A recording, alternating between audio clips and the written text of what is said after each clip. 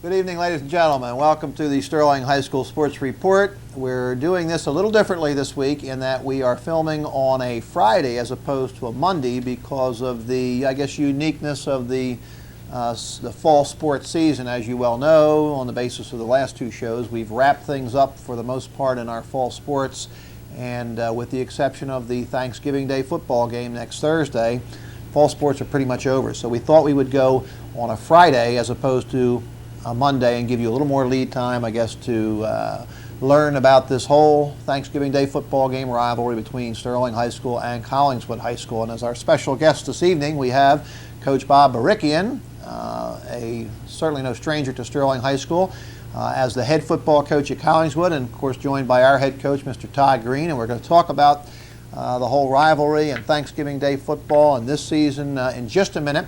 I would like to recap one last thing for you, though. The only team that was in action last week was our boys cross country team.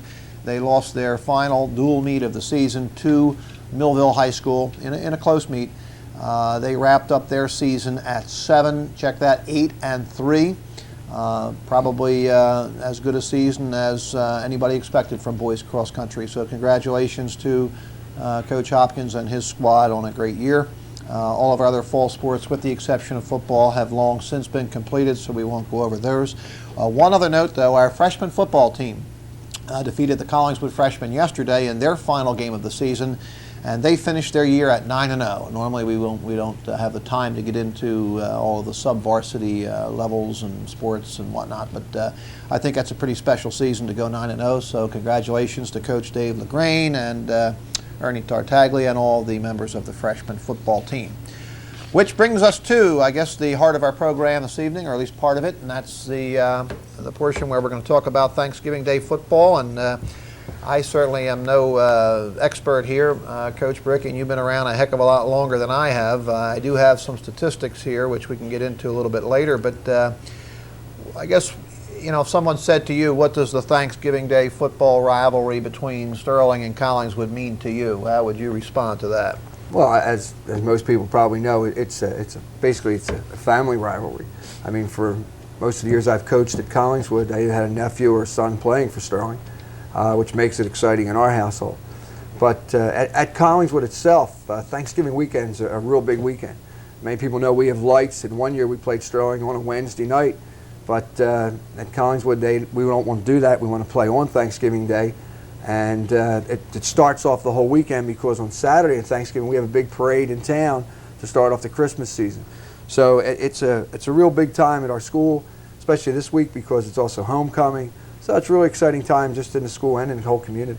Okay, and Coach Green, I guess you have a unique perspective as both a player, having played in this game, as an assistant coach for a while, and now the head coach. What are your thoughts on all this? Yeah, it's easy to get motivated to play the Thanksgiving Day game for a couple of reasons. One, it's because it's the last game of the season, and you've worked hard in the off season and preseason to reach this part of the season, and it's always important for the seniors and for the players that probably won't get an opportunity to play again at the post-high school level.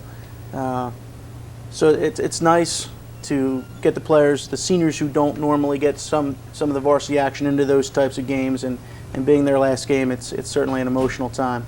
I'm glad you mentioned that because I neglected to mention that we will be joined later in our show by two senior football captains, Tom Gibbons and Mario Milano, and we'll get their impressions, their feelings on this final football game. I do have some numbers here, which I'll just throw out. I don't know that they tell everything there is to tell about it, but Sterling High School, of course, opened in 1960. We did not play a varsity schedule that year, but in 1961 we did, and we did play Clearview High School for the first 2 years of the rivalry. That's got to be before your time, Coach, I'm sure, right? Yes. Okay. We played Clearview a couple of times and defeated them. And then I guess that's when we were still in the old Olympic Conference, right? And then we switched on Thanksgiving Day to play Overbrook. And we played them for the next 15 years, defeating Overbrook 9 of those times.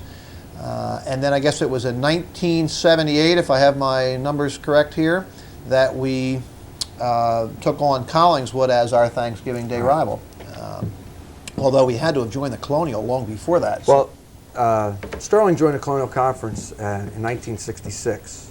65, we played Colonial Conference schools. I was a freshman here at the time.